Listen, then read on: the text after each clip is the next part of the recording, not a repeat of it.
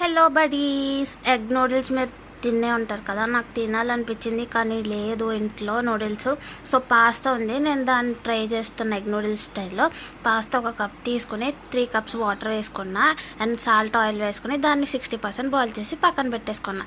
ఇప్పుడు కూల్ వాటర్తో కడిగేసుకున్న తర్వాత ఒక 2 ఎగ్స్ని బీట్ చేసుకొని, ఎంత బాగా బీట్ చేస్తే అంత బాగా పొంగుతుంది అనమాట.